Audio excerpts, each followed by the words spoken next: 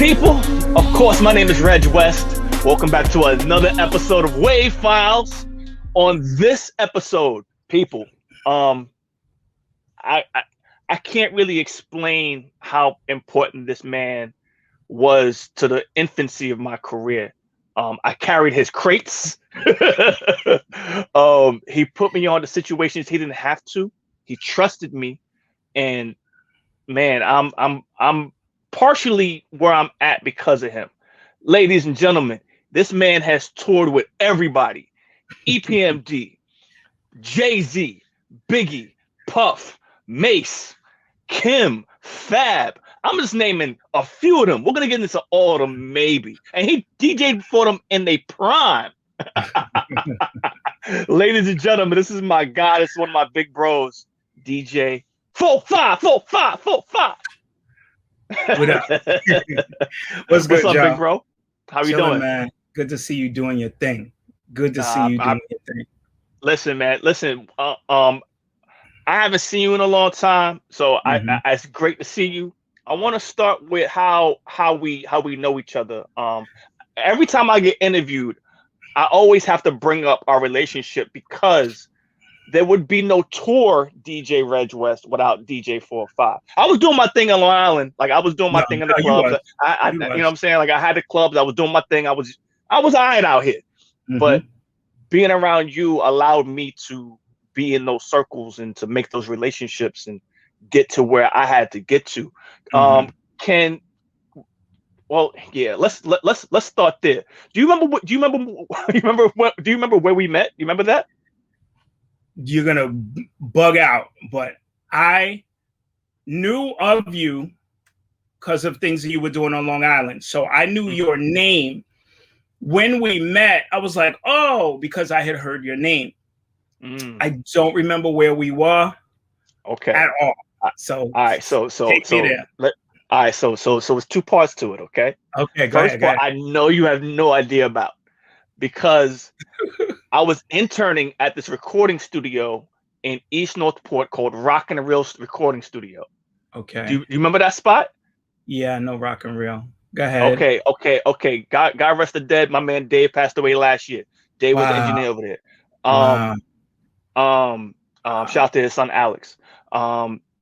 I was interning at that spot at like 19. Shout out to Eben and everybody from the Brentwood area. Like when Ron J and Trav had their deal at Motown, you came in one time to do some cuts, and my man was like, "Yo, that's DJ 4our 5ive," and like you really hit me with like the Kool-Aid smile. Yo, what up, kid?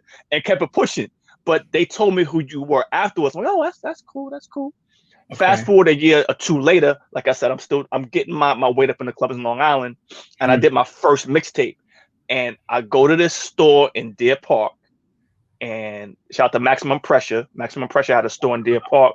Yes, and I was dropping off my. I remember the day. Oh my God! Okay. I took you right back. Yeah. I came in with my first mixtape I ever did. It was, what was it called? The Comic Adventure, something stupid, right? And Maximum Pressure was super cool to me. He was like, yo, good people. There's a DJ actually in the back room dropping off tapes right now. You should meet him. And out walks DJ 4our 5ive. You just tried to sound like him. You did. Go ahead. But nah, so I remember at that point we exchanged information, and I don't remember how soon after, but I started carrying your crates to events and shows and all that amazing stuff. Well, I'm gonna tell you this. Me meeting you and timing wise, I don't know if there was a second where you hit me up and I was in the middle of something and I needed something because I couldn't be at two places at once or something like that, or I needed help to go somewhere and I couldn't do it alone, and that's how it worked. That's what happened. I don't remember exactly what the first situation was that we did together, but that's how it happened, because I was at the time I was doing a lot of things and I couldn't keep up. I really couldn't keep up. Speaking of a lot of things, let's. I know we don't have a lot of time. I don't know if people is gonna stay for the whole 45 Right. minutes of this conversation, Right. but your resume, your tour resume specifically, we can talk about those other things in a part 2 we do maybe in season 2, but Okay. your tour resume spans over 4 decades, dog. That is unheard of. 80s, 90s, 2000s, and 2010s. Yo, I have to look at the list to not miss nobody. EPMD, Craig Mack, Biggie, Mase, Puff, Lil Kim, Charlie Baltimore, JoJo, Fabolous, Hove, and Wayne. I know I missed somebody, but it's okay. It doesn't matter. They're not as high up. It's okay. I work with Cam. Cam, Killer Cam. Yes, the Killer Cam performance on Much Music with Jim Jones is epic. Oh my God. Let me say that right now. Yeah.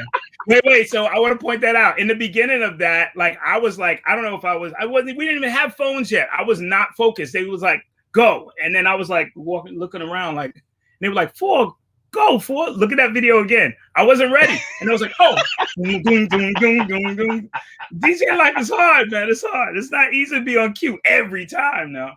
Yo, yeah, ain't it? Ain't it? Oh my God. See, I know. That's why I said it, because if this is for DJs, oh my God, like we waiting, and then finally, okay, it's gonna be 10 minutes. Now it's 30 minutes, and all of a sudden, when I decide to look away and think about something, yo, you on 4? That's the DJ life. That's the DJ life. Yo, can you? I know we can't get to everybody today. There's so many artists and so many stories. Yeah. But let's jump around just a bit. I wanna hear how you got into tour DJing, and working with your first group, EPMD. I know you guys grew up in the same town. I think you went to high school together, if I'm correct with that. Talk to me about that, how that came about. So to start, I'm a firm believer in you can do whatever you put your mind to do, and you can make that happen. So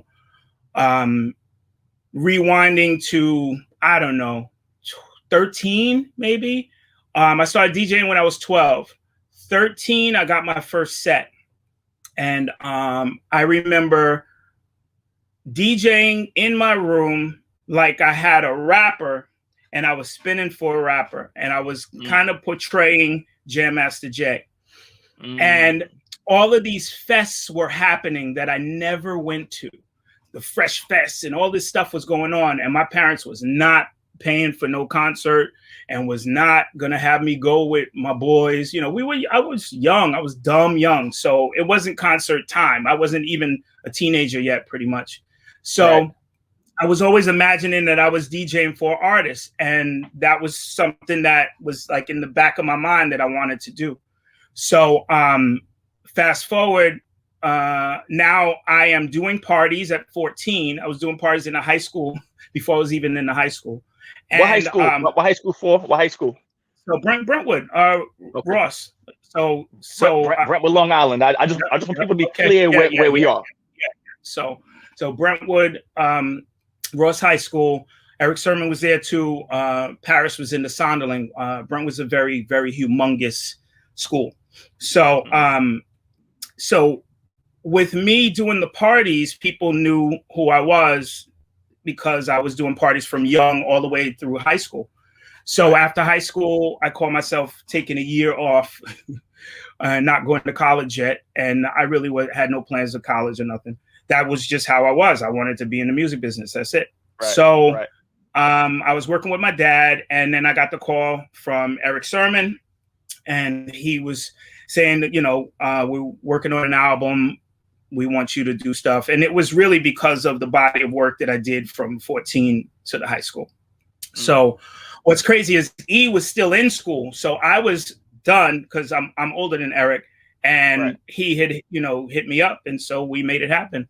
So that was the first tour. That's how I got that. So and then the rest is history, because I still had my visions in my mind. And honestly, one of the biggest things for me, because I got my boys that I have been chilling with forever, and I wanted to go on tour with my peeps. Not that E and them wasn't my peeps, but I didn't chill with Eric and Paris. It wasn't that.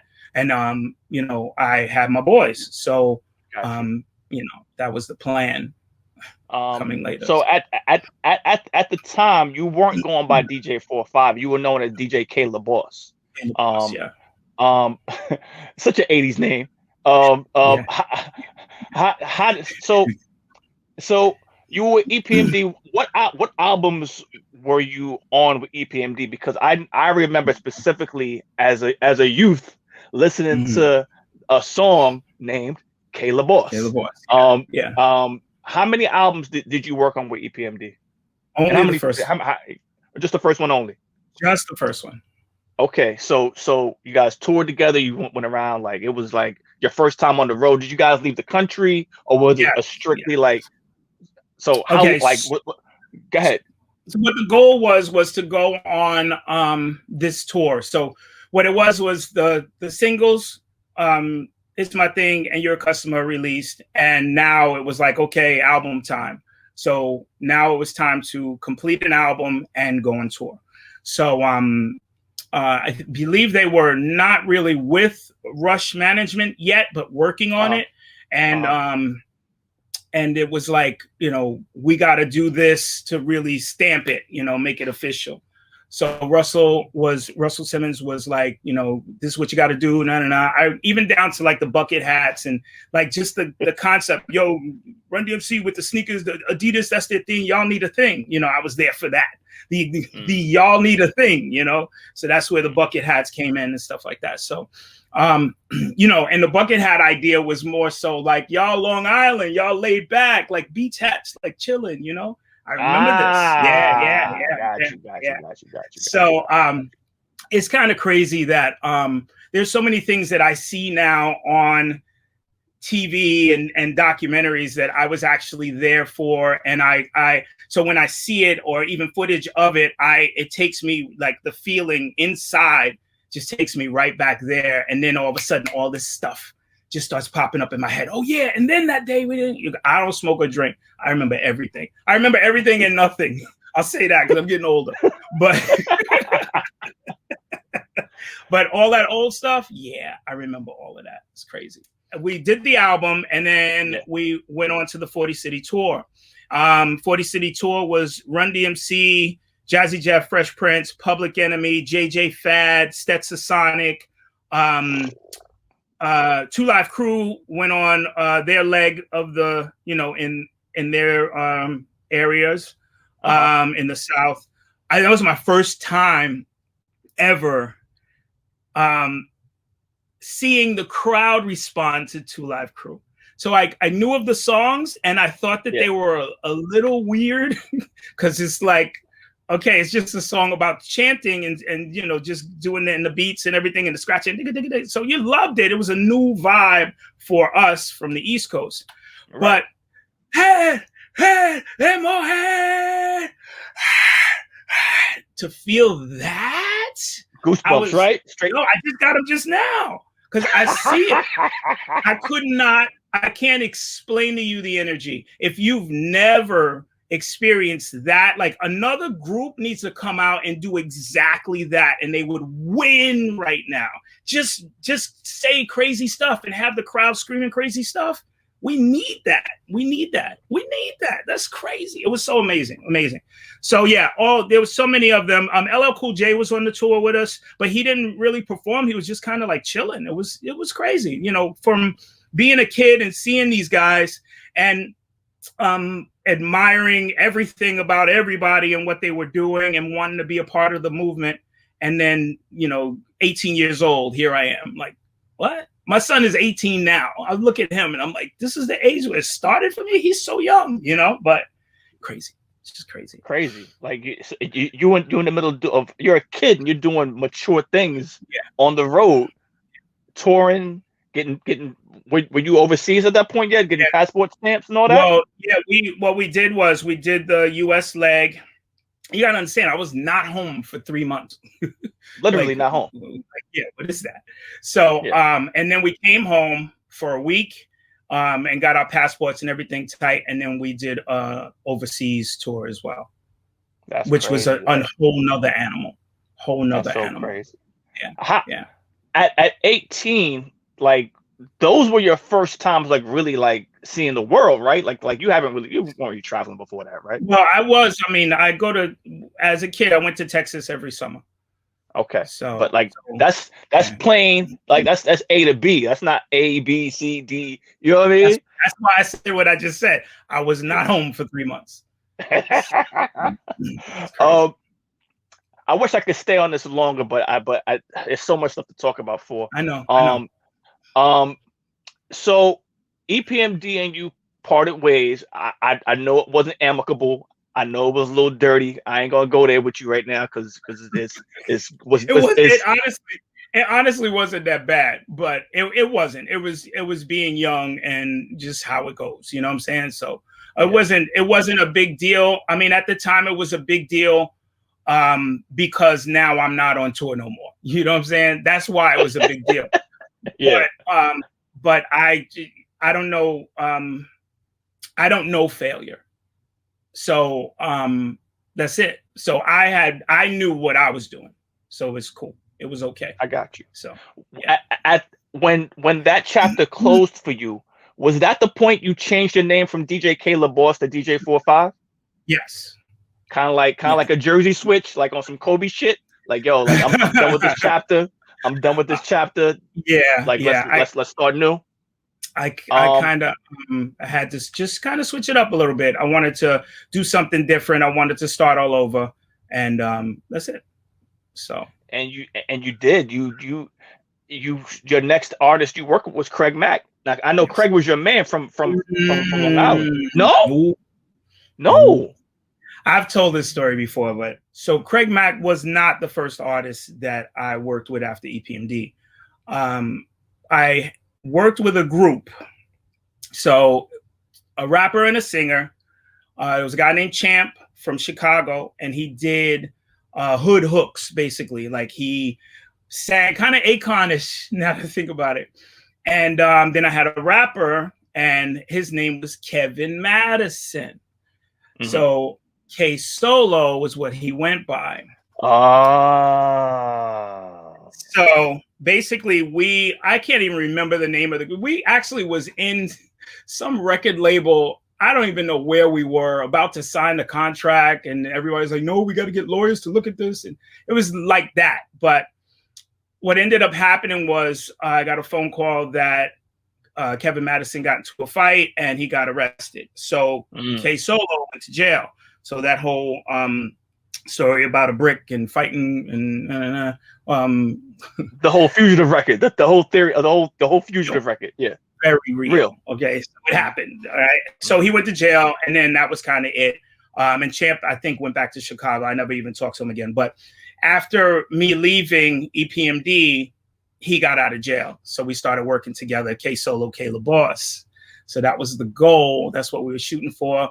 We did 3 songs and a freestyle. So he's freestyle. I probably have the cassette tapes in this room.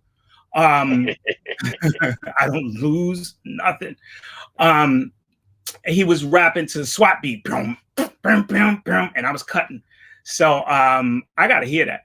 And then we did Spellbound. We did Tales from the Crack Side. And no, it was 3 because the other was the freestyle. So yes, and Spellbound was a Michael Jackson sample, and I was cutting A B C. Oh my God, I gotta find that. So anyway, the lost tapes, right? So word. So and then Solo ended up linking up with EPMD, and he came to the crib and asked for the tapes. Yo, I need this for such and such and this and that. But I had already got a call that he had talked to somebody at PJ's barbershop about, doing something. So I gave him the tapes because I don't do that.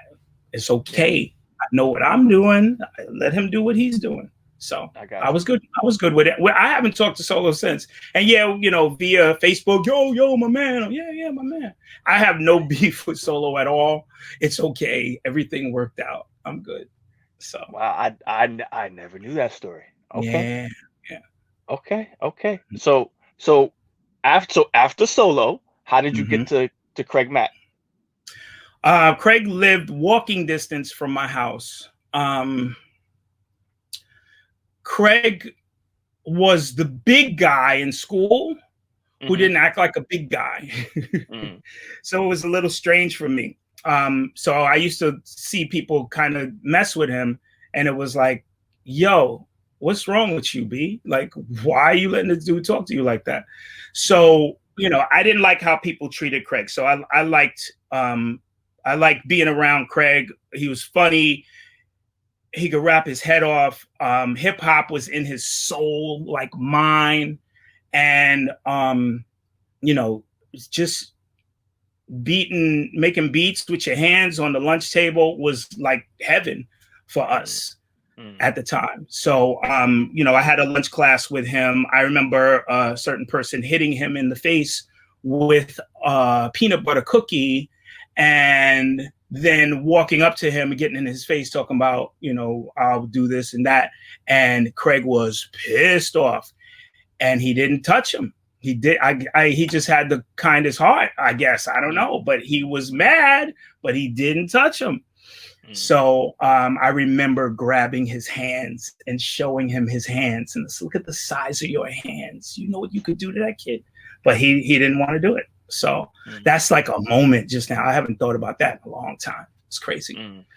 So wow, crazy. The mind, whoo. Like I said, you can feel it. You can feel that. That's ill. All right, I don't want to be tearing up here. Chill. Yo, this because look, this is all important history. You know what I'm saying? Not just for me and you having just a straight up conversation, which is us catching up, but this is hip hop history, dog. You know? Yeah. So real. I can't relate to it because, you know, this is your experience, but I can understand. They got me tearing up, man. How you did that, man? What's wrong with you? Little bro having conversation. That's all. Wow. That's crazy. Yeah, Craig's a hard one for me, for real. Definitely. You miss him. Yeah. I'll say this. I'm not even an emotional dude. I might say that that's the first time I cried with Craig because I just was more, I guess, angry with myself because when he left New York, I said, that's it. I don't think I said it right in front of my mother's house. I said, I don't think he's going to make it. And it wasn't a wish thing. You know, I wasn't hating on him or angry with him. It's just that when we stopped working together, I still felt that same protection, like, you know, but you can't do that. You know, your kids, you can, but, you know, grown man, you got to let a grown man do. You gotta let him go. Yeah.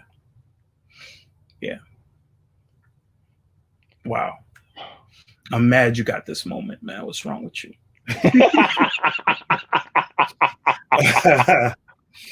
I'm mad at that. Listen, man, it's sometimes going back down memory lane is cleansing to a degree, right? Like you get a chance to think about great moments that we had with our friends and you know, but sometimes it's painful because you think about the what ifs. What if I did this? What if I did that? And not from a business standpoint, because never ever, but just from a personal, like somebody that you love, Craig. You know what I mean? So I can understand, you know, your emotion of it. Yeah. The business. He couldn't do the business. He couldn't do it. He couldn't deal with it. People are so cruel, so in many different ways. People were cruel to Craig because he was a big guy who just let people kind of, you know, disrespect him. And, you know, sometimes I'll be honest, a lot of the little moves that he was doing was dumb. It's like, why would you do that? Like, who else? Like, who wouldn't flip on you for that, you know? But sometimes some people just would sense that, you know, felt like he was like a pushover. So they would just like kind of abuse him. And I hated it. I hated it. So, and don't get me wrong, Craig would handle his business. When Craig grew up, you know, had an album under his belt and was moving, he started getting it. He started learning. He started getting his aggression and not letting people crap on him. But you know, I guess in this conversation, I'm realizing that I was, you know, somewhat pretty much protecting him, even in school, you know.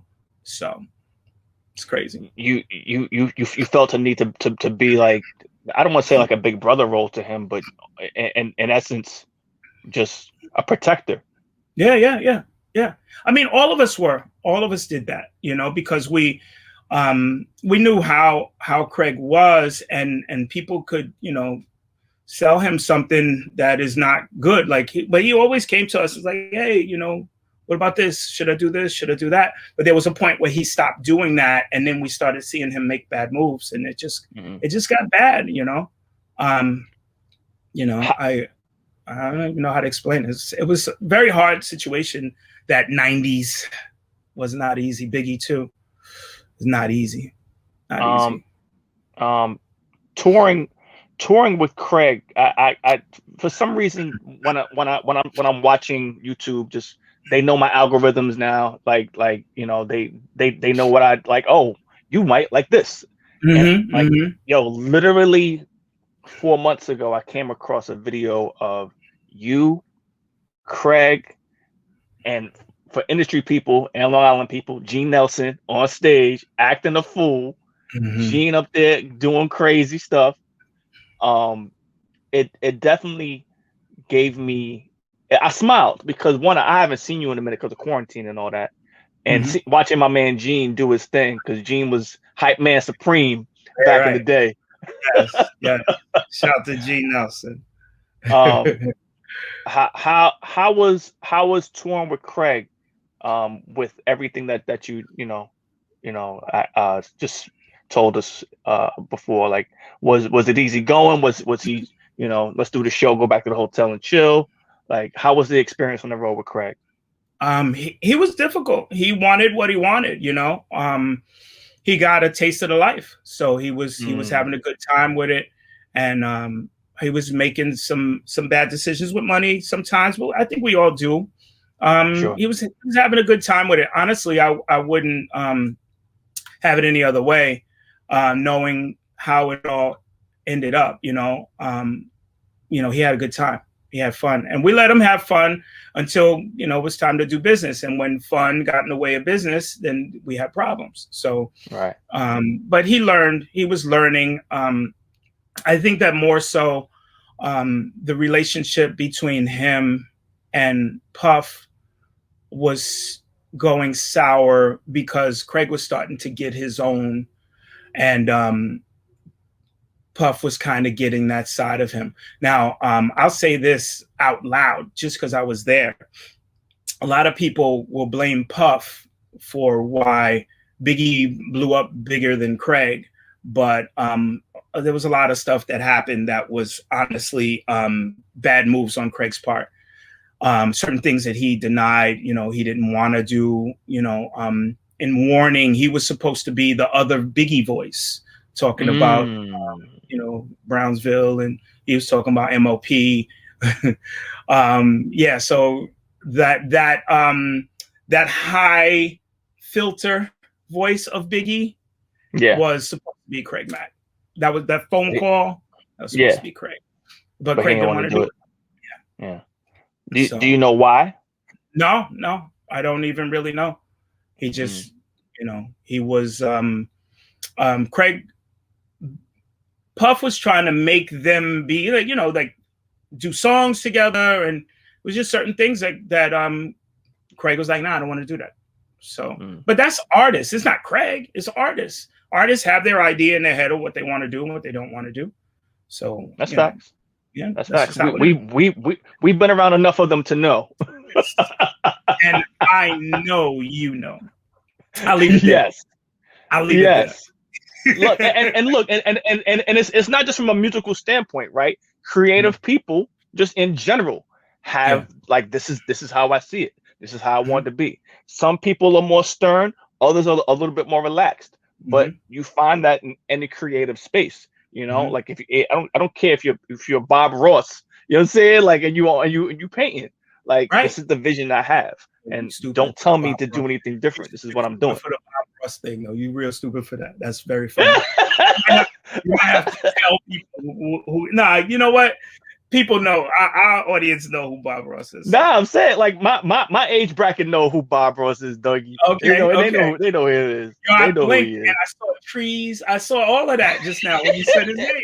I want to move on to Big because we are, and I said this off air. I didn't realize I booked this conversation with you on the day that Biggie passed.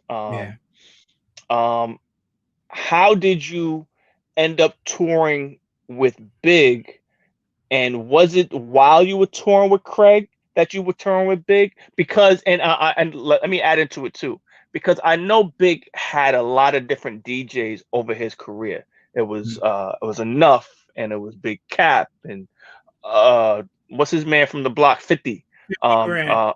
50 grand. So can you tell me how you got up to be Big's DJ, and how was that experience working with him? Well, Big, I met Big in the studio. He was about to do a verse. I believe it was the "Let me get down, let me get down, let me get down, let me get down." So, do you remember the studio? No, I don't. Let me tell you something about me. I focus on what I want to focus on, and that's one of my biggest problems. But the things that I focus on, I guarantee you, I know it inside out, upside down. That's how I am. We were going from studio to studio. We were all over the place. So I'm not so impressed with so much. Not that these studios aren't impressive, but I could walk in buildings. I could be in Sony and not know I'm in Sony. That's just how I am. I've always been like that. And that's just how it is. So, you know, I get in a car, I go somewhere.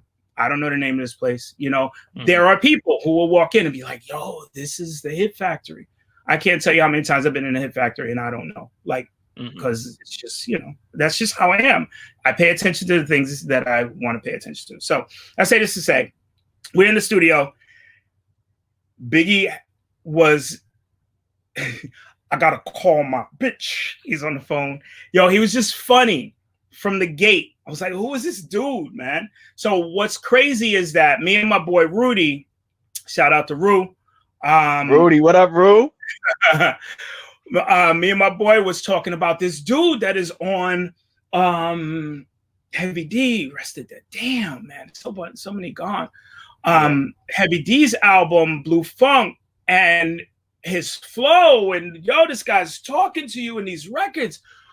Who is this dude? So I'm not realizing that I'm looking at him right now. So in that session is when I realized who he was.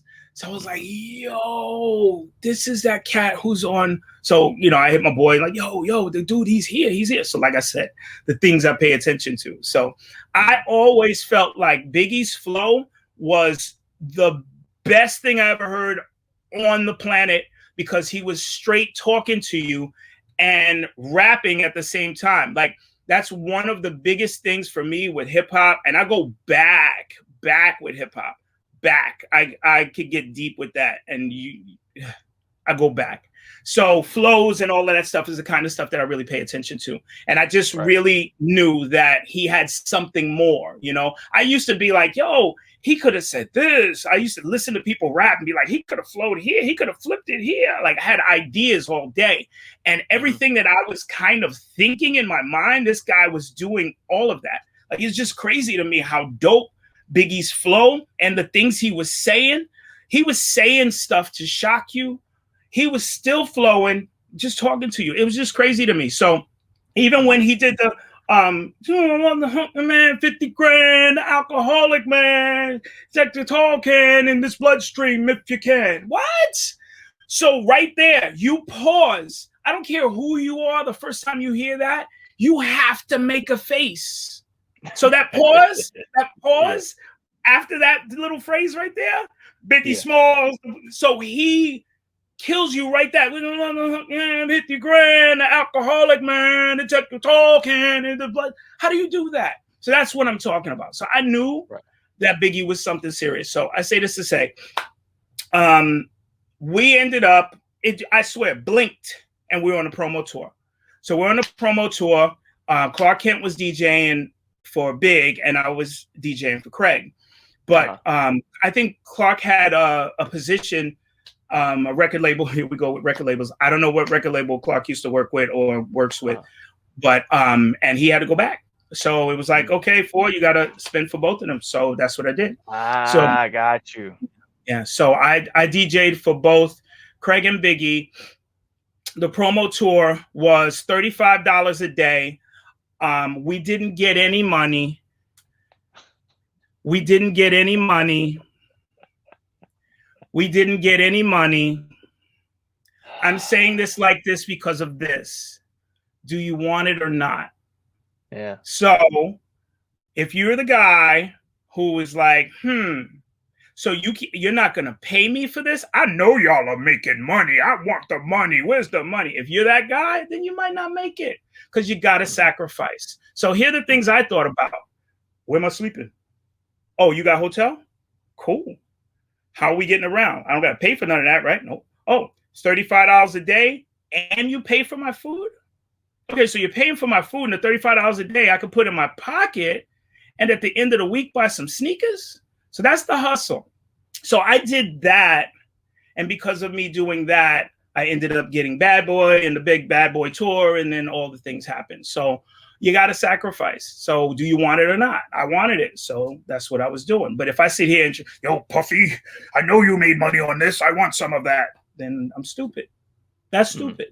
All right. So I'm just saying, just trying to give y'all, if you want it, go get it and just do what you got to do. Do what you got to do. Basically, what you're saying is that sometimes you got to sacrifice the short term for the long term. Yes, that's what you're saying. For sure. And I got the chance to prove myself to Puff that I was able to do the job. And then after that, and everything was happening, it was like, okay, I was working with Puff, so we good. So in essence, you basically became the Bad Boy DJ. Is what you're saying? Yes. Yes, but one thing that I will say that I did not I didn't embrace that, and that's a bad on me.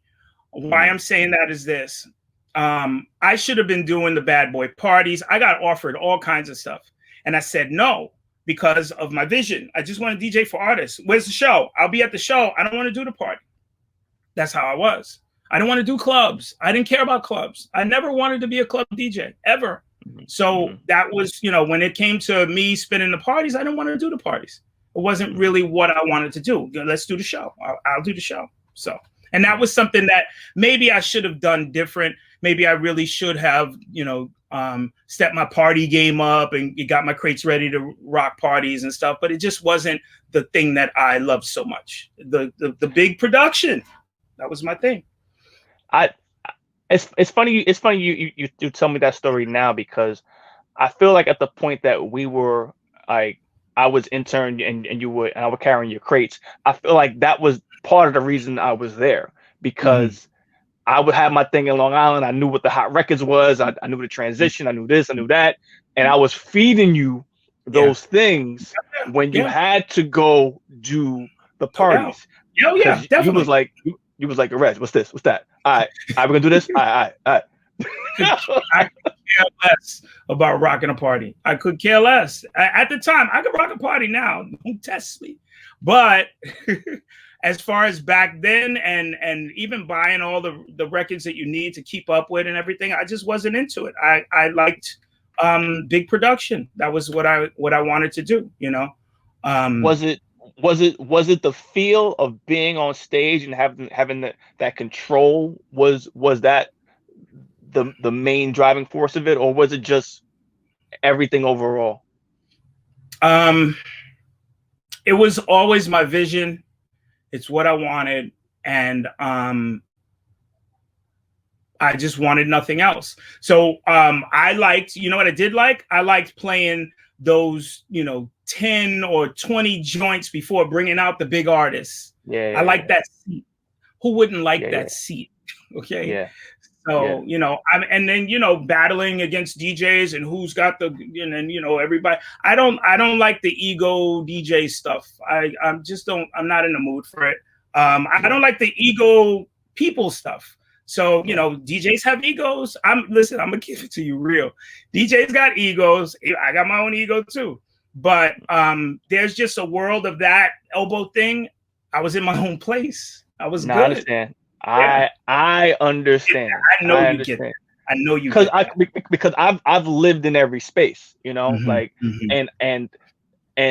I got so comfortable in my own tour world / event stuff that when I went back to the clubs, I forgot how dog it was. Like people trying to come eat my food. Like, oh fam, this is $400. Like, it's okay.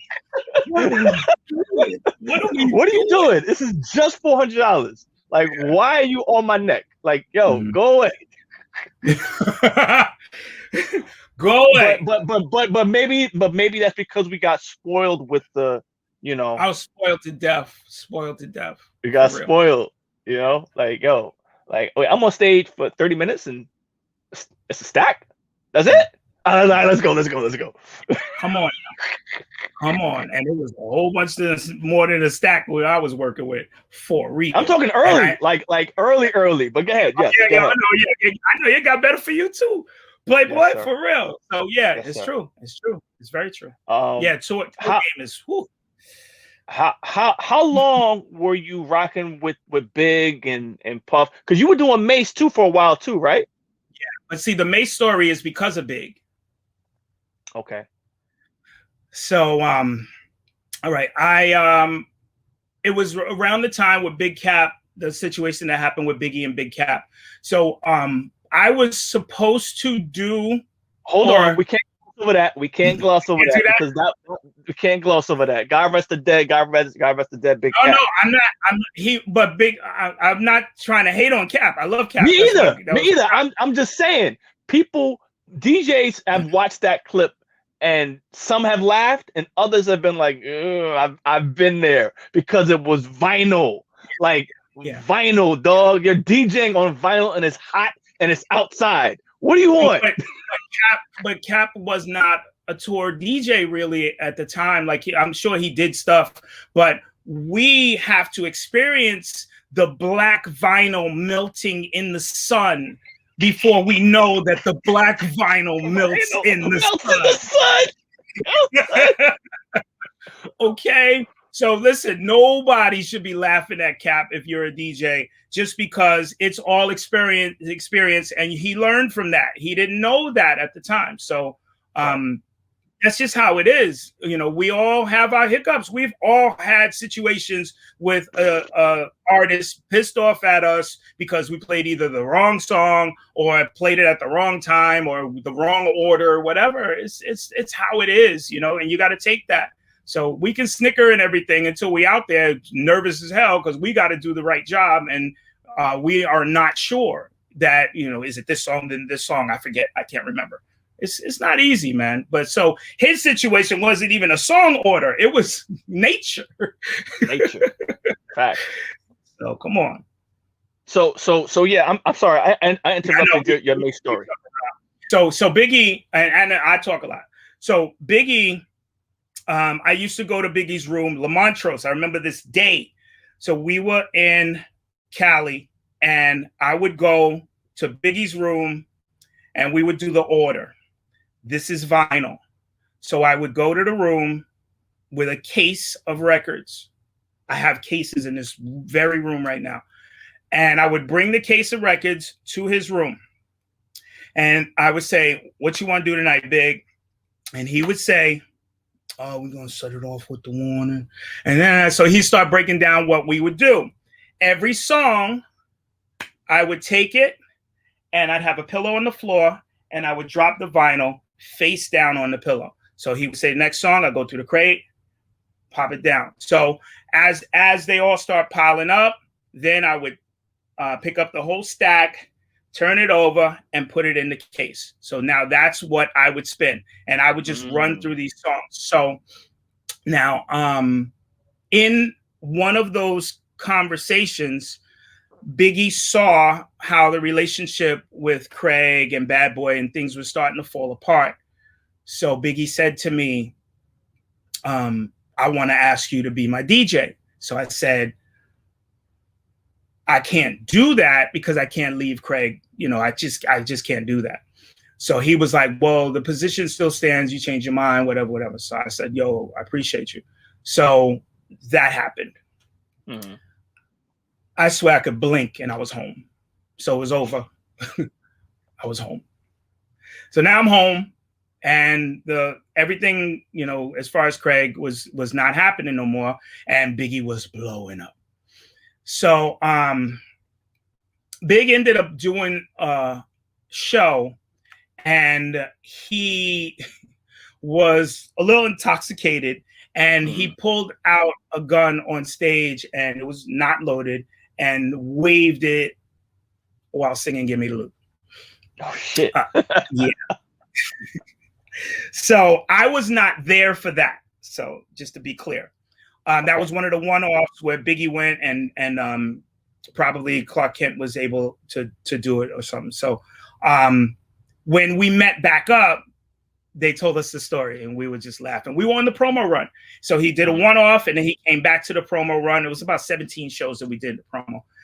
And he was telling us that story. So he's like, so basically I can't do shows in Virginia anymore. So I'm banned from Virginia.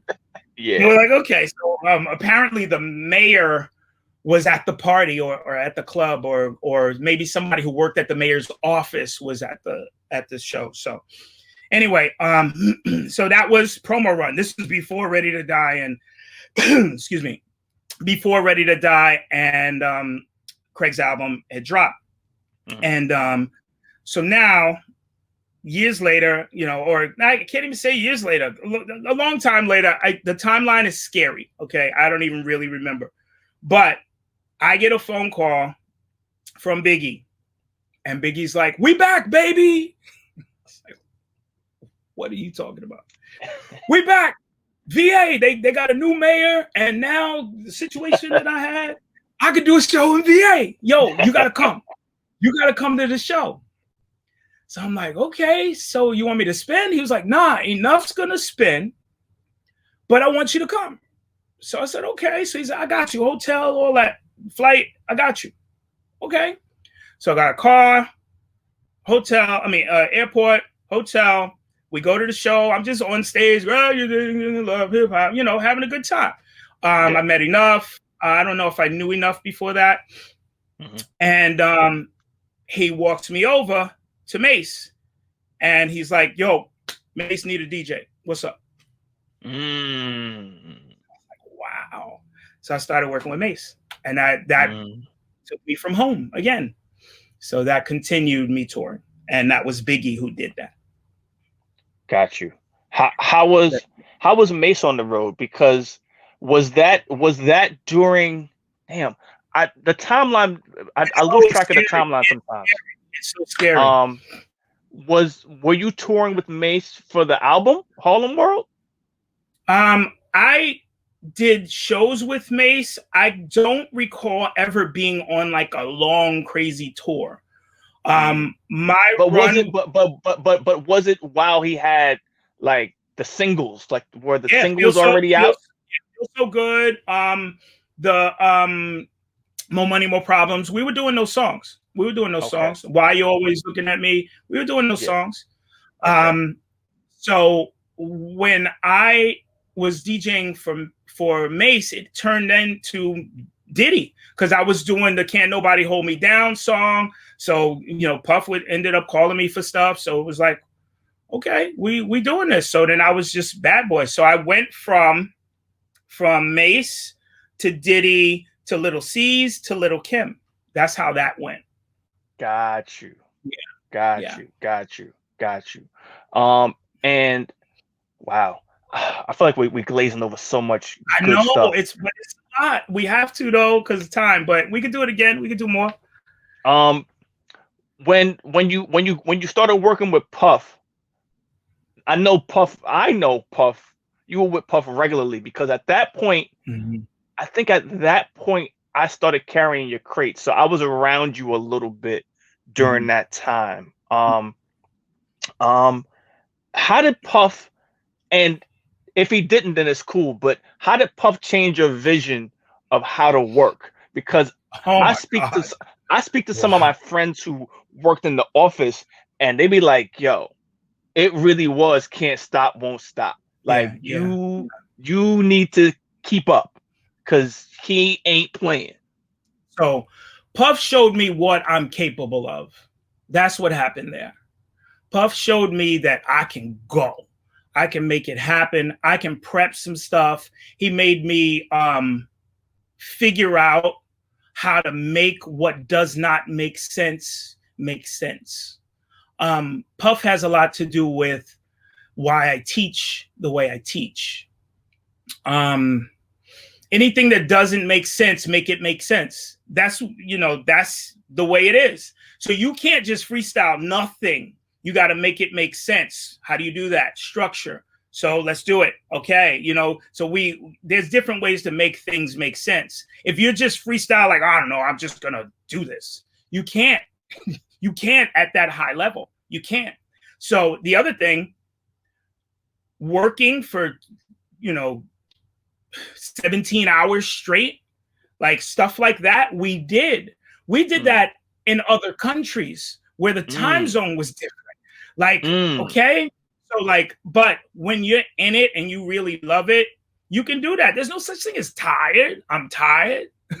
I remember sometimes we would work and when Puff would get tired, you know what he do? He'd look at you and go, you tired, nigga? He gonna touch you. No, I'm good. And then after that, he go disappear somewhere. So then, you continue to work. Now, I'm not saying that I outworked Puff because, he was working longer hours than I was. So if I got called into, the job had already started 8 hours ago. So for him to need a rest, but I tell you, he get a nap and give you another day. He'll give you another day for real. So I learned that. I definitely learned how to working for Puff. So you said you got the Kim gig during the Puff run. During the Mase run, Puff run, Biggie run. It wasn't quick because I was working with Mase, and then I went on to Entertainment. And then after Entertainment, I was Diddy and I was Lil C's and then Diddy and Kim. Like it was like that. Still the timeline is weird. I'm trying to still really figure out exactly, but it's something like that. Okay, because right now we're in the early 2000s, right? Like, is it like 2003, 2004, right? So now 2001, I toured with Puff for the Forever tour overseas. That I know for sure it was that year. So now you mentioned Entertainment. So how did you get up with Entertainment? Like was they around watching Puff shows? Did they have a relationship with them? How did that happen? Because I know with you had Charlie. Charlie was with so was Cam, and those were the two that you actually worked with through right? Yes. And approached me. I don't remember. It was just really honestly, I got the Entertainment thing because of the relationship I had with Biggie, and they knew about that, so the respect was there. Yeah. Got So, you. you Got know, you. shout to I ain't seen one in a minute. Shout to Buck too. How did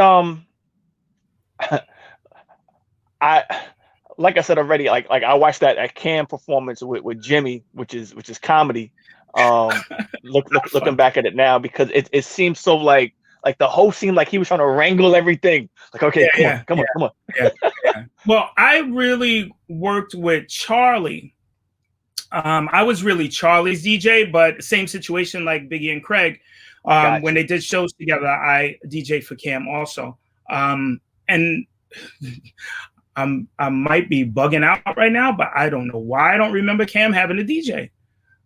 So I might be wrong on that. Sorry, Cam's DJ, if I forgot. I mean, I know Digger was his, shout to Digger. Digger was his producer, but I don't really remember Cam like having a DJ. So, you know, I worked with Cam. We did shows. That was that Canada show that we did that you were talking about. That was Cam. That was a Cam run. So I know it's hard. It's a lot. It is a lot, and I feel like, again, like I don't want to speedball through because everything is super important, but I know that, like I said, it's been 4 decades of work that you have, brother. So yeah. I can understand how like you might mix up a 2001 with a 2003 or a 98 with a 97. You know what I'm saying? But with when you were with Puff, I remember specifically, and maybe you can walk me through the day. We were somewhere, and you got a call from the office saying, "Yo, Puff's performing at Summer Jam, come." And it was like some day of shit, like where you had to literally like drive to the Nassau Coliseum, and I'm passenger seat, and we pull up to the back. Shout to Sean Prez. Sean Prez walks out, and Prez walks out with a wristband for you, and you're like, "Yo, but my man's here though." Prez looks at you, and it's like, I know. Don't do this to me, for. Yep. And I had to go sit in the truck. So I'm literally listening to everybody on the radio talk about the concert, and one of my other homies was inside the arena watching the show, and I'm texting on the SkyTel back and forth like, "Yo, what's going on inside?" So I turned, this is just when Power 105.1 started. Nas is on Power 105.1. I'm literally in the car listening to Nas talk crazy about Hot 97 while you're on stage. Do you remember that day? No. Not at all. Not at all. Not at all.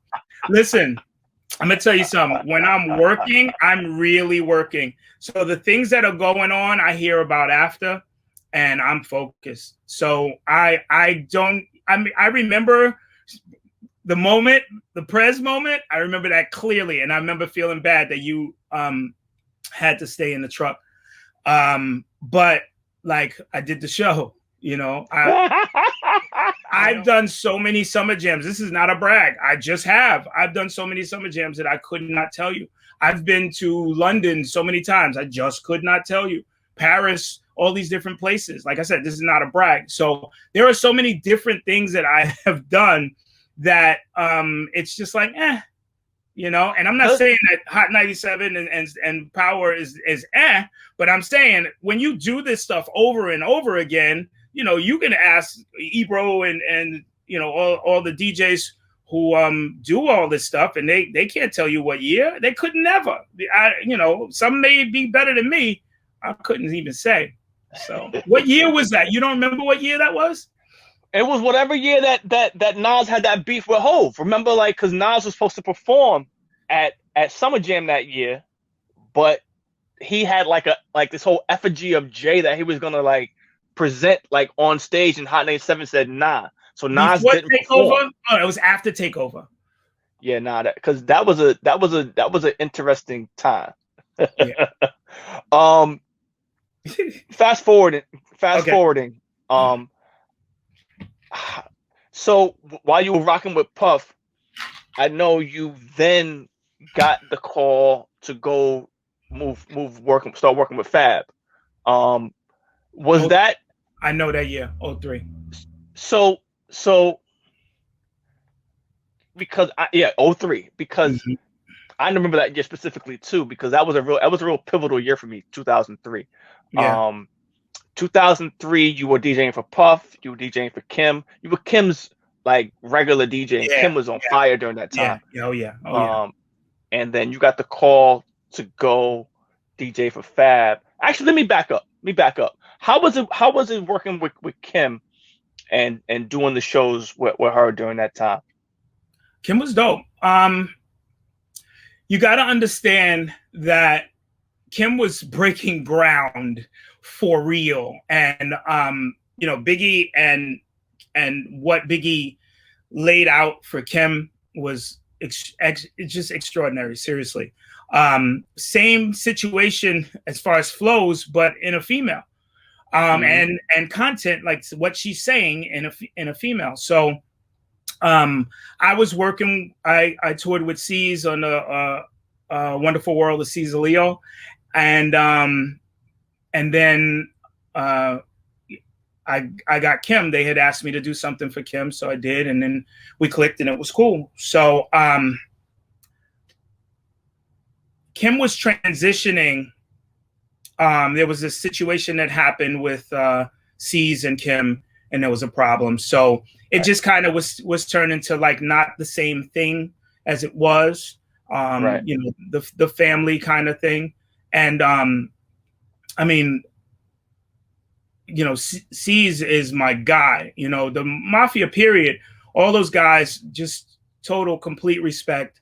They respected me. I respected them. We had a good time. We laughed on the tours. They just did stuff that just was just hysterical. Hysterical. I've never seen nobody get hit with a basketball like that or a soda can. When they would play around in the parking lots, they were hysterical. So it was a good time, you know.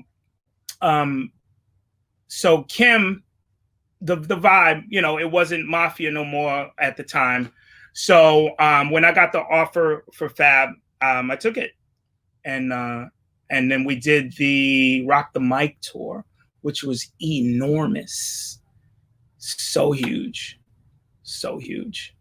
So and then with Fab, I rocked with Fab for about 8 or 9 years.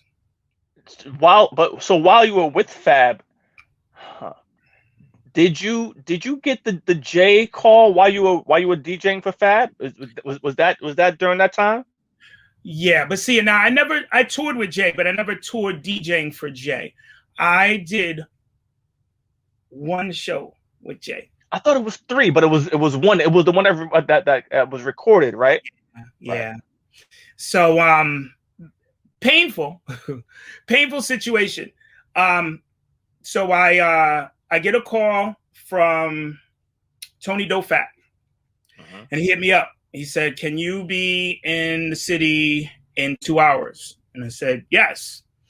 So he was like, "All right, so we got something. I'll send you, you know, what the information is." So I said, Puff, and he was like, "No, I'll tell you when you get here." Like, what? So I'm like, "All right." So I hop in the truck and I go. I go to a studio. I don't know. And I go up the elevator and I'm Yeah. hearing beats. So I'm like, what's this? What's this? What's this? What's this? So I can't tell what the song is. So I go, you know, studio ABC, whatever it was, and I Mhm. open the door and it's Jay-Z spitting a song I never heard in my life with a band and a DJ who was on turntables going,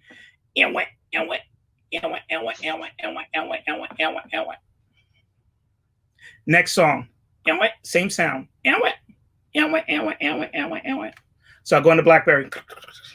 So I don't know the name of these songs. So I'm like, you know, whatever the main word he's saying in that song, and I was putting in what it was that I would scratch to this song. Right. So I met Jay once with Puff, So when I showed up, he knew who I was. And he, for a second, sits next to me and he says, I'm doing this with a band. So I need to keep that hip hop element. So I need certain sounds that are going to keep that and just be in the cut with these sounds. And I just showed him my BlackBerry. And he saw it like Chuck D, hey, and whatever. I had all these little notes. So he just shook his head. And then they called me in the other room and I got the job. No rehearsal. I knew none of the song. I knew 2 songs. Blue Magic was the name of that song. Mm-hmm. Yeah. And Rock Boys in the Building. Hey, that's it. So that was for the American Gangster soundtrack. And I did that show and no rehearsal. I just, saw the list and I knew what scratches to have. It was real vinyl. And yeah, that was pretty amazing. Wait, so there was no rehearsal for the show? Period. I had to be in Brooklyn at the Navy Yard or whatever it was at 6 a.m. to do the show. No rehearsal. What? Listen, wait. I understand no rehearsals with artists. I'll tell my story a different day. But the caliber of Hove to not have a rehearsal with you there interests me. Yeah. But maybe that's because Dofats co-signed you so crazy that nah, he know what he doing. He gonna fly right in the pocket and you'll be fine. Yeah. But I did that no rehearsal. We did have a run through that morning, maybe 1 or 2 run throughs, and then I really understood how to have my records and everything, and yeah, that was kind of crazy. But after it was all done, and it was a success, and everything about it was great, we celebrated, and then they were like, we're going on a whatever tour. We're doing 2 shows a night in a private jet, and just a dream, a complete dream. And everybody, champagnes, Rock Boys. We now name you the Rock Boys, yay! So I was like, what are those dates? Show me those dates. I need to see those dates. So they gave me the dates, and I said to whoever was in charge, and it was like 2 or 3 people that I said this to. I said, I already submitted my passport to open up for Kanye with Fab. No, open up for 50 overseas. So I'm not going to be able. And I swear I didn't finish. I didn't even finish. They walked away. Next. Wow. I don't even think I finished my sentence. Wow. Next. They didn't even go, is there something you could? They didn't even do that. Next. And they walked away. Wow. And then I ended up doing shows because I was still working with Fab. So maybe a week later, I ended up doing a show and we were DJing. I was DJing for Fab, opening up for Kanye. And, it was just, we were not the opening act. We were like one of the acts on this Kanye tour that he was doing. And when the big brother, when he had that song talking about Jay. Yeah. So I'm backstage, and who goes to walk past me to go on stage is Jay-Z. So I'm like, I wonder if he could just be like, yeah, you were dope on that. We need to make that happen. I was wondering what happened to you, I walked up to him and I slapped his hand. It was good. He was waiting to go on stage. And I said, you remember me? I did the American Gangster show with you. I remember you. It's like, yo, have a good show. I just walked away. It's like, damn. Well, yeah. Hey, man, things happen for the best, right? Yeah, definitely. And then I saw Jay. I toured with Young Jeezy. We didn't say. Oh, that's right. You did some Jeezy stuff. I forgot about Yeah. Young Jeezy. Yeah. So I toured with Jeezy on a J tour, and so I saw Jay a few times, what up, but he never really I know he knew who I was, but it wasn't like, with artists too, depending on the artist, like I'm friends with Fabolous, you know what I'm saying? But a lot of these artists, I don't know them. Like I didn't know Jay-Z at all, I was introduced to him, but I didn't know him at all. I didn't know Wayne at all. I didn't, I didn't know these guys. I worked for them. I worked for Wayne for 8 years. Yeah. So. But with Hove, right? I have an interesting viewpoint of that. Okay. It's a yo, and I feel this way about the majority of people that I've toured with. You're just a tool in the belt. I have to replace this tool in the belt. Of course. I'm not, and I don't take any heart to it. It's no, he got a job. I dig, but I have a different DJ's viewpoint on it. So when I was DJing for Fab and Fab was opening up for Hove on a show, Neil Armstrong was his DJ. And I saw Neil Armstrong coming out of Armstrong was my replacement. So I saw Neil Armstrong coming out of the dressing room, and I don't know Neil that well. I know Neil in passing, but the conversation I saw him, or not conversation, but the exchange I saw him have with Hove was very telling. Like, Hove was very jovial and happy, like, oh, we're about to go on stage. And Neil's like, yo, what are we doing? What's the order? And Jay's like, we do this every night. And Neil's like, but I don't do this every night. Like, what are we doing? And at that point, I realized, like, Jay needs somebody that is already in-house that can just turn on and turn off. So that's why I think the fit of Guru being his DJ makes the most sense. Yeah. You know what I'm saying? Like I think the Guru fit makes the most sense. Just because of what you told me just now and what I saw Neil have to go through, like it's very much machine. Like, yo, this train's moving, dog. You're on off. Right. You're off. You on off. Right. Bye. Right. But wait. I'll say this too. To keep it completely real, I did that show with Jay, no rehearsal, because I was not triggering any music. So that's what makes it easy. I got you. That's what makes it easy. I was not triggering any music, any way, shape, or form. Music would come on at the time it was supposed to because someone else did it. That's the hardest. DJ, I mean, sorry, the drummer was probably triggering the music, right? Right. So let's talk about triggering music and all that for a second, because you literally live through all the transitions of being the music provider.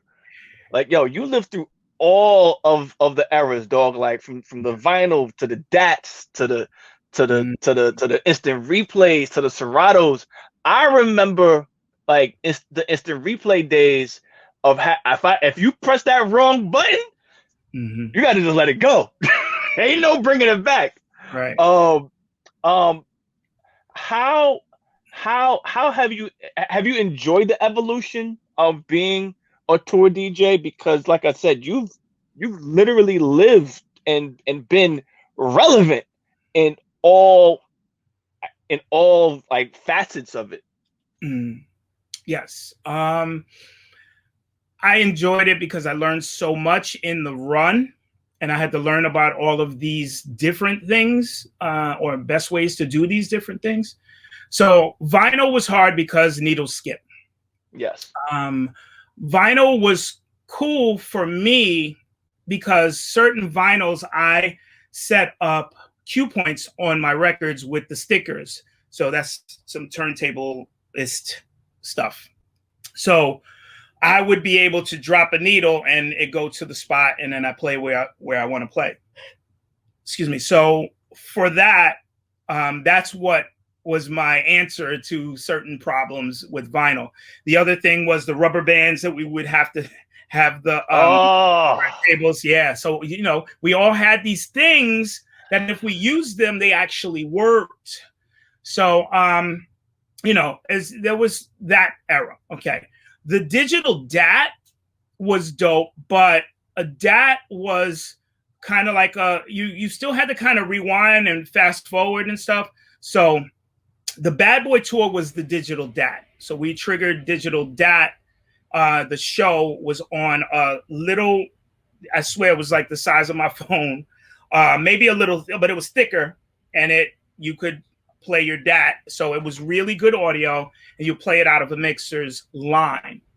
So that's what we did for the Bad Boy tour and Charlie Baltimore time. Then the instant replay, my moment with the instant replay, 2 moments. My first moment was, yo, Puff, I got this hard drive that has 50 buttons on it. You ain't gonna believe what this thing can do. So I can't remember what state we were in. I landed. He was in this big, huge room. A lot of times with Puff, I would get to the hotel and my name was on his hotel. So I would get the key and I'll go to the room and set up before he got there.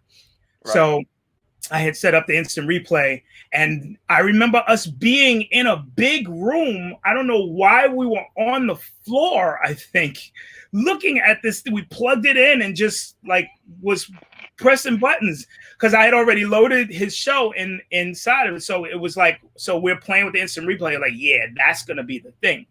But so that was something that I really remember. But the thing about the instant replay, what I did with it, I would use it. So I'm like the guy who reads the manual. I'm the guy who figures out what else this thing can do. That's who I am. So I would not do press this button next, this button next. I would program the show and have the option to kick out of the show program and go to the button. So when you program the show in an instant replay, it's play, next song, play button. So the play button is next song. So if you have an explosion, that's stopping that song, and that's a pause. So if you have an explosion in between the songs, that's how you stop the show. But if you have a song that is back to back, you can go next song, and kill them. So that's how I did the shows. So the instant replay was dope for me because I could just hit a button and then I could cut to it, and there was no skipping or anything. I loved it. So that time was something that I got really comfortable with, and I had to get out of that. It's one of the reasons why I didn't even care to do clubs or whatever, because I could just rock 20 songs and have this place insane, because it wasn't about mixing or scratching. It was about what you play and what you said before you played. So that was the key to that. It's pretty dope. Right. So I think we covered every artist except for one. That one being Wayne. You mentioned him earlier, but we didn't get a chance to really dive into to touring with Wayne. I know personally, you started touring with Wayne because I left tour life. Like I was done. I was doing the clubs. I was doing the events. I had a few like cool like events that I would do monthly that was popping, and I get a call from you, and you're like, yo, I got Wayne, but I need to keep Fab. Can you keep my seat warm while I go do these Wayne shows? Yeah. I'm like, nah, I'm good. I'm done. I'm out. I can't do this no more. You're like, all right. And you know me. It's like, I'm gonna give him a week. I'm gonna call him back. And you call me back a week later. Like, yo, they got shows lined up. What you gonna do? And I'm like, all right, I got you. So I'm keeping the seat warm with Fab while you out doing the Wayne shows. How was it initially moving around with Wayne and experiencing his tours? Because I know at the point that you started doing stuff with Wayne, it was like 30 buses and 10 floors at the hotel. And at this point, social media is starting to really be a really big thing, because I think up to even before Fab, like Fab was like 2005. So like you started working with Fab in 2003. Up to that point, it was just a different area, an animal. Oh, yeah. Yeah. How was that experience starting working with Wayne? It was And how did crazy. you get it? How did you get Wayne? Because that's like everybody else that we've talked about is New York area based. How the hell did you line up with Wayne? Well, when I worked with Kim, Kim had a sound guy named Maceo Price. Shout out to Shout out to Maceo. Maceo. And so I when I left work, when I stopped working with Kim, Maceo had told me that there was going to be this big situation getting the Hot Boys back together, and he said that I definitely would take that position. So it really wasn't a Wayne thing. It was kind of like going to be a, yo, the Hot Boys are getting back together soon, and you know there was a move that was going to happen. So he talked to me about that after I stopped working with Kim. So I ended up doing a show, and Maceo was doing something with Wayne and Birdman. So they were on the bill. I did the show with Fab. And then after the show, Maceo walks up to me with Birdman and he says, yo, somebody wants to meet you. So I shook Birdman's hand and he was like, you did your thing out there. And I said, good luck. And then I walked away, and then I got a text that wasn't for no reason. You Hot Boys now, or something like that. So I was like, okay. So then Amelie was about to pop, and that's when I got the call. But then you know, the numbers that, you know, I wasn't getting the numbers that I had been getting. So I kind of said no to it. Not to mention that I had things going on, so I was able to say no. Yeah. In that situation, I just kind of really also wanted to have them understand that they were getting somebody who really does this. So, you know, I just, you know, a little insult with the numbers, I felt. So I didn't do it. And then they ended up having a bad show. I don't know what the situation was. I don't know who the DJ was. And they called me back and was like, let's go. So that's when it happened. So that's how I got Wayne. And then we toured. You got to understand the you know, I have moments that are just like, whoa. My whoa moment touring with Wayne was being in my dressing room, and one by one, Lil Chucky, Jay Mills, Lil Twist, Tyga, all of them, Nicki, Drake, coming to my dressing room and giving me their songs that they were doing on stage. And me not really, you know, knowing some of them, hearing of some of them, but not really realizing who's walking in this room, you know, what's about to happen.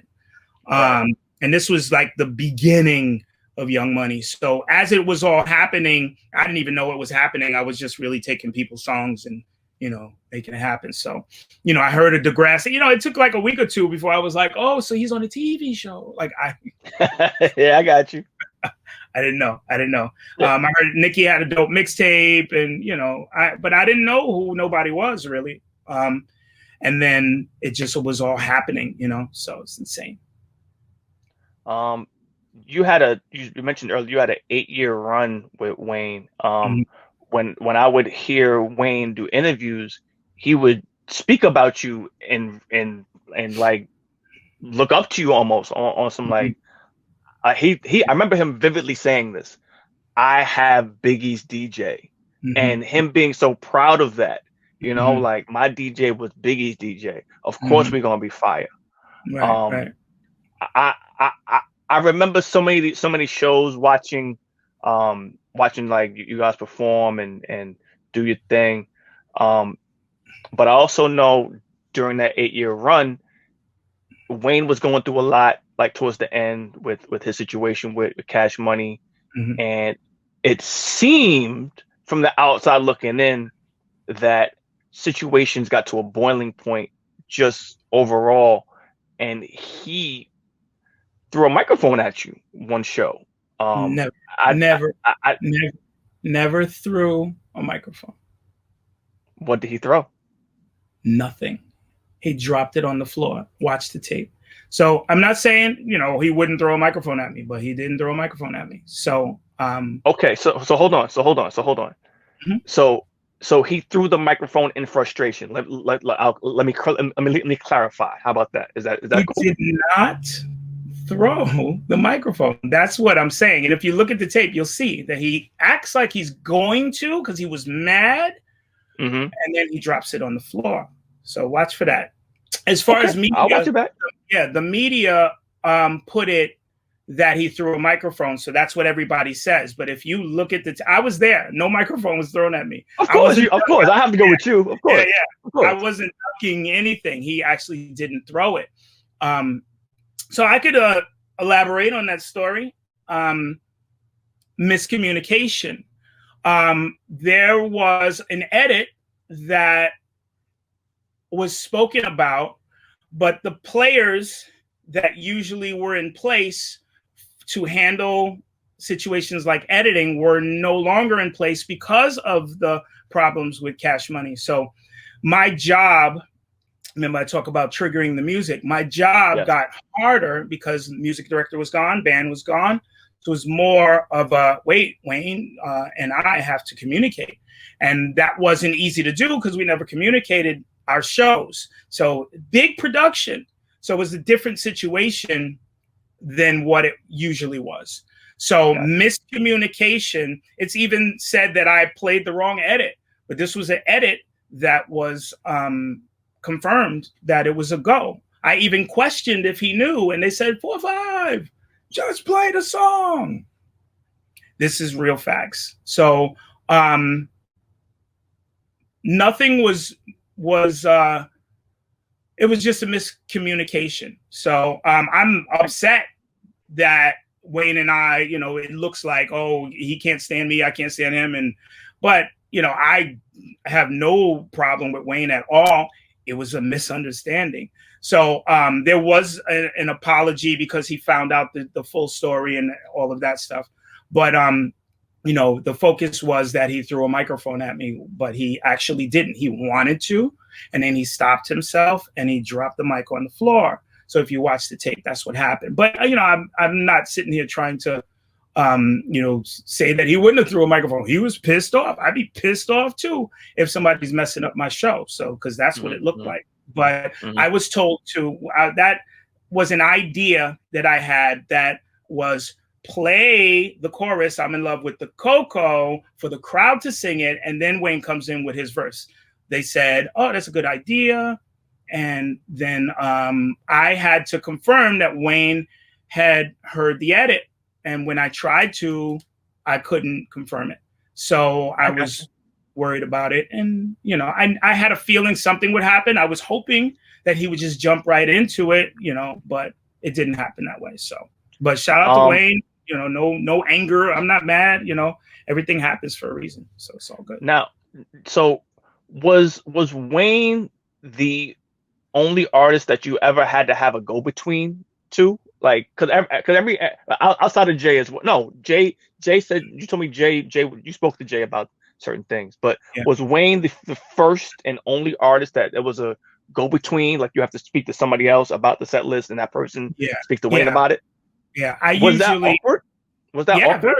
Very. No, it wasn't. No, until it was. So why I say very is because it was not awkward because the music director handled everything. So I was just kind of doing scratches along with, and then I had my segments that I did stuff on my own. But as far as the full show and timing, a lot of that stuff was clock. Pro Tools clock, I'm talking about you press a button and that clock will trigger smoke and LED lights and floor coming out. And, it was a lot. So I got you. That big production is different. So once those pieces were removed, things were wobbly. I understand. Yeah. Well, communication, you have to actually have a conversation with the person and know exactly what they want. And that was not possible Wayne and I. And it wasn't that he hated me or something. I don't know. You know, I mean, he might hate me now, but we were good. We were good. We did a nice run. We did a lot of shows, but a lot of, like I said, the point people that I did actually speak to were not there anymore. So now I was speaking to someone who was, you know, had his own agenda, and, you know, if he knows about the edit or not was not a big deal for him. So. I got you. At that point, I feel like you kind of washed your hands of touring. I feel like you were like, I need a break. Like, I think it's time to sit down for a minute. Am I correct in that statement? Yeah. I was done with touring, not because of the situation, but just because of something that I was already working on. And it was time to, like, okay, this is affecting this. So if I finally let it go, then I can make this build. And that was me teaching. So I started. So let's go into that. I think what you're doing now is super commendable. I think it's good karma. I think it's the give back. You know what I mean? Teaching the kids how to DJ. And I know personally some of these kids are disabled, you know, that you're working with to make them feel better about their day, you know, like, you know what I'm saying? Like music, I think you feel the same way. Music is in my soul, and it makes me feel good. Like, without it, like, it's therapy. Yeah. So without it, I would probably have a hard time getting through my day. Can you elaborate about your teaching and how is it teaching with COVID now? Teaching with COVID is dope to death, but you know, it's the people in front of you, you know, feeling a crowd of people learning or seeing those aha moments live right there. To say something as simple as all songs are the same and then explaining it, and you see the whole room go, I never realized that, is beautiful. To do it online, not so much. So, so, you know, it's just amazing to be in a room with a group of people or one person and see the click. It just instantly, oh, wait, I never realized that. And then they start mixing, and it's just a whole nother world. But at the same time, too, the art form, this DJ thing I'm doing inside out. And what I mean by that is I'm not teaching people how to DJ the way I learned how to DJ, the way you know how to DJ, the way everybody famous learned how to DJ. Nobody is learning how to DJ the way I'm teaching people how to DJ. I promise. So what I do is I teach the software first. When I do that, I'm giving people superpowers bigger than anybody, because everyone is focused on the headphones. That's it. But the headphones make you really not see what else you have there. So my students are doing magic just like me. I promise. And I say this because I mean it. And all you have to do is sit with me for a half hour and I could change the way you view DJ. Trust me. So you're basically coming at it from a technical aspect. Like, just to go back to the statement you made about the instant replay. You said you're going to read that book from front to back and know what this thing does. So that's what you're teaching the kids, right? Oh, yeah. It's very much so. But because of the fact that I'm from the beginning, I show them that art as well. So we don't lose that at all. We just focus on what the program can do and what the hardware and software can do. Do you know anything about I Show You? No, I don't. All right. So I'm going to show you this now, just to show you how serious I am. There is a download in Serato called I Show You. What it is no more iRig. People aren't using it. this is what I teach. These are things I teach. So you download that and you choose the I Show You plugin, and you do not have to use your iRigs anymore. I know about this. I use this. My students use this, and you could use it too. It's free. That easy. Yeah. There's a lot to it that's easy like that people aren't using. They don't use it. Do you know that if you fix your grids on your songs, you get the true tempo of your song instead of trying to figure it out in your headphones? Those days are over. Fix your grids correctly, and you can DJ your song, and that 60 or 58 or 100 beats per minute is really 100 beats per minute. So you don't have to fiddle with anything. You could just play the song and mix, and it's no stress.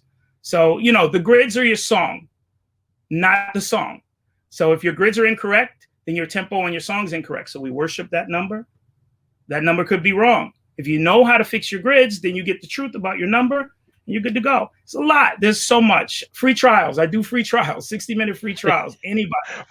Tell the people the name of the site they should go to come find you. So I work for Spin DJ Academy. You guys can just reach me as far as my DM on Instagram, DJ4our 5ive at DJ the number 4 OUR the number 5 IVE. No F's. Again, DJ the number 4 OUR the number 5 IVE. And anybody who has questions about anything, like I said, I do free trials, and you guys can sign up. Yeah, it's amazing what's happening with this technology, and so many people are not really using it to its fullest potential. So with the teaching of over at Spin Academy, I know you got that on lock, but I know you're teaching some other places too, right?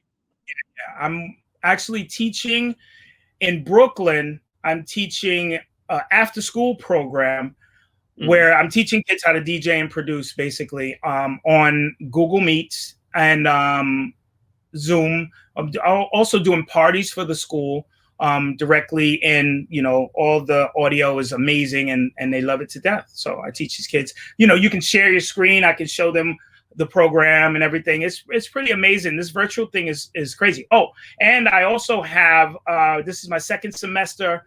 I'm a professor at a college. Shout out to Bermuda College. I am a DJ and production professor at Bermuda College, which is pretty dope. Pretty dope. How did you get that? Well, I have a curriculum, and one of my students left New York to live in Bermuda. She was a student at the school. She still did the radio station. So when they started her with the radio station, D Nice has something to do with this, even though he doesn't know it. But the higher ups in the school was talking to her about DJs, and she asked the lady asked her, how did you learn how to do this? And she was like, well, I'm taking a class with my instructor, and you know, basically explain me. And she was like, well, does he have a curriculum? And she was like, I'm sure he does. I guess I'll ask. So they asked me for a curriculum. I was like, sure. And I sent the email, and they looked at it, and they were like, you want to do a semester? I was like, sure. So I got my first college semester this year. Well, last year it started, and now we're on the second semester, and it's pretty dope. It's amazing. And teaching is learning. I'm learning constantly. I learn 10 new things a day. So you can never stop learning. I'm a student to the game. So it's amazing. That's awesome. That's awesome. Shout out to DJ La, DJ LA. Go ahead. My bad. That's such a cool transition, because like it's really full circle for you. Like, you know, like from that 13, 14-year-old kid to now teaching 13, 14-year-old kids how to DJ. And adults. And adults too. Yes. Let's not forget the adults. Yes. No. So that's the kids eat it up. The kids soak it up like a sponge. It's the adults that's hard to teach, because if you learn one way and then you start showing someone something else, it's a little harder to adapt to certain other things. But and I can imagine too, like kids are already like they already know how to do everything on the computer anyway. So computer, like if you tell them, like they you're right. already up on game. That's part of it too, right? What it is. It's the technology. You're right. It's not even about anything else but, oh, I know what this button does. These kids are jumping on the computer pressing stuff. You know, I learned from these kids. So it's crazy. Yeah. There's so much more we could talk about. I know, and it's crazy. Listen, when I get in my promotion mode and when I start wilding, you got to stop me. You got to be like, okay, wait, let's get back to it. But we can do a part 2, man. I have no problem. I'm supporting you. You know what it is that you're doing. Whatever I can do to help to make this dope. Maybe even a few people that I might know that might want to do this. You know what I'm saying? So you know what I'm saying. No, I know. And I appreciate you. There's 3 real reasons I'm doing this. One is so like it's hi, how you doing? I'm still here. I know we're not outside, but I'm still here. Right. That's one. But 2, I've always told myself I need to get back on my hosting game, because at a point I thought I was pretty good at it back in the day. But I never had the time because we was always working. But now that I'm sitting down, I have time. But three, like I said already, like, and this is multifaceted. I want to give my friends and my close peers their flowers, because they've accomplished things that some people would dream to do. And if they can come here and at least one person get a sense of how to better themselves, then I feel like I've accomplished the goal. No doubt. We've done some amazing shit like we've seen some amazing things. We've been to places and countries that people have never heard of. You know what I mean? Like passports have been stamped 1,000 times over. We got stories for days of how we getting out of this country now. The passports are getting held up. How we getting home? Oh my God, the tour bus got stopped by the cops. All those things. Man, listen, I appreciate you for taking some time with me today, bro. It means a lot. Definitely. I mean, I love what you're doing, man. Keep going. I watch them. So I'm seeing what you're doing. I'm watching your show. Thank you, bro. I appreciate you. Ladies and gentlemen, this is one of my big homies, DJ 4our 5ive. You can follow him, like he said, at DJ 4our 5ive. Right. Yo, one last thing. I'm probably gonna place this in a little bit earlier in the edit. Tell me about this 3 the hard way thing that you're doing. I see you on Facebook sometimes getting your sugar on with 2 other individuals. Can you talk about that? Well, DJ Diamond, shout out to DJ Diamond, is a friend of mine from, we were teenagers. Like when I first started DJing, he was a DJ also. He's also the DJ for EPMD now and the DJ for EPMD before me. So I don't know if everybody really knows that. So we have been friends forever. As far as DJ Ace, I don't remember how I met Ace, but I don't know if he reached out to me or I reached out to him. I think that he had followed me and I was watching his stuff and was like, wow, you bringing it back, very dope. And we just went back and forth. And then he's Brooklyn all day. And then one day he was like, yo, I'm having a party. I want you to come through. And he sent me the address. And I was like, this is 5 minutes from my house. This ain't Brooklyn. It's like, oh, no, I used to live in Brooklyn. So I went to his party. And then after that, we just clicked. So we're doing this thing. It's just us kind of cutting online. His social media game's insane. Right. For me, he's helping me out. I am not so great with the social media. I'm learning, and I'm learning from him. I'm learning a lot of things from him, and we're just cutting. We're just DJs that kind of feel the same way about a lot of things musically, and and the art of scratching, man. It's a brilliant art that is trying to die, and we're gonna keep it alive. That's it. That's a fact. Yeah. You just made me think about something else that I should ask before you go. Can you tell me, if you remember, how many prominent songs are your scratches on? Wow, I couldn't tell you that. Honestly, my biggest thing that I did was the EPMD album. You Got to Chill was the song. It really was just the song that people were like, yo, that's Kayla Boss. People say, yo, that's Kayla Boss. With you DJing on blocks of ice. Yes. Yeah. With the flat top and your breath is icy. Yes. So yeah, that was the song that really did it for me. And also, listen, the Kayla Boss on the Cut song was trash. Sorry, y'all. If people who tell me they love it to death, but the scratches that I was doing in that song, the scratches that I was doing in that song were not 1988. So if you pay attention to some of the tripling and stuff that I was doing in that song, it was, I was really trying to show out, but I just wasn't a producer. So at the time, I just was like, I thought that, EMP was going to rap with me, but that was their day off. And I threw a beat together and I just had some ideas. People hit me and be like, yo, you killed that. I hate that song. But Let the Funk Flow was another one. And on the scratches on Jane, the first Jane, I did a song on Diddy's album called Gangsta Shit that I was scratching at the end of it. It wasn't a very popular song. It was scratching on the fade out. Now that I think about the fade out, Kuraski from the Fat Boys had mentioned to somebody that I know that the scratches that I did on the fade out on You Got to Chill were crazy. So he listened to that song to the very end.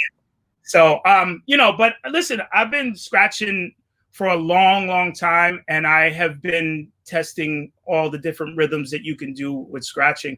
So, all right, folks, again, this is my big bro, the one and only DJ 4our 5ive. Catch him on the gram. I maybe catch him on a live in one of his scratch sessions. Yeah, Tuesday night, 8 p.m. Eastern Standard Time.